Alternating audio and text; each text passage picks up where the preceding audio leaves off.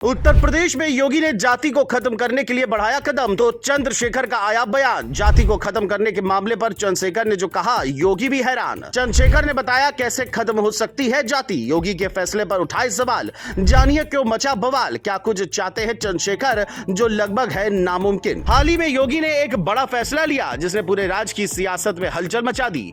योगी सरकार ने police record, FIR और सार्वजनिक जगहों पर जाति लिखने पर रोक लगा दी है। साथ ही जाति के नाम पर रैलियां करने पर भी बैन लगा दिया है। दावा है कि ये कदम जातिवाद को खत्म करने की दिशा में ऐतिहासिक पहल है। लेकिन जैसे ही ये आदेश आया, नगीना से सांसद और आजाद समाज पार्टी के संस्थापक चंद्रशेखर आजाद भड़क उठे।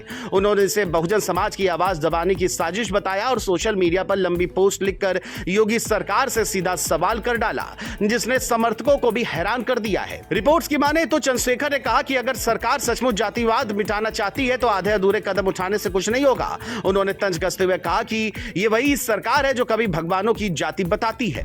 चंद्रशेखर ने कहा, सत्ता के लिए जाति चले तो नियम और हक की लड़ाई में जाति चले तो अपराध, यह कैसा न्याय है। उनके इस बयान ने सोशल मीडिया से लेकर राजनीतिक गलियारों तक नई बहस छेड़ दी है। सिर्फ यही नहीं, चंद्रशेखर ने यह भी कहा है कि अगर सरकार को सच में जातिवाद खत्म करना है तो सबसे पहले सरनेम पर रोक लगानी होगी। उनका तर्क है कि जब तक लोग अपने नाम के साथ अपनी जाति जोड़ते रहेंगे, जातिवाद की जड़ें खत्म नहीं होगी।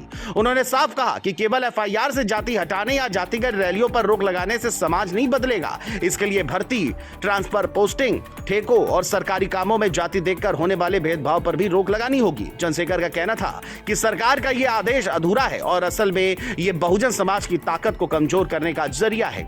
इतना कहने के बाद भी चंद्रशेखर नहीं रुके। उन्होंने सरकार पर तंज कसते हुए कहा कि अगर आदेश केवल कागजों तक सीमित रहा तो कमजोर तबका ही परेशान होगा। जानकारों की माने तो उनका इशारा उन संगठनों और ताकतवर वर्गों की ओर था जो जाति के नाम पर राजनीति करते हैं। हालांकि चंद्रशेखर ने यह भी कहा कि अगर सच में जातिवाद को मिटाना है तो एक समान व्यवस्था बनानी होगी, नहीं तो यह आदेश सिर्फ दिखावा बनकर रह जाएगा। अब चंद्रशेखर का बयान ऐसे समय पर आया है जब यूपी में 2027 के चुनाव को लेकर जातिगत समीकरणों की चर्चा तेज है। अब सवाल यह है कि चंद्रशेखर की मांग कितनी व्यवहारिक है। सरनेम हटाना, जातिगत ठेके और ट्रांसफर खत्म करना, ये सब सुनने में अच्छा लगता है, लेकिन जमीनी हकीकत में लगभग नामुमकिन है। वरिष्ठ पत्रकारों का भी मानना है कि ये सदियों से चली आ रही सामाजिक संरचना को एक आदेश से मिटाया नहीं जा सकता।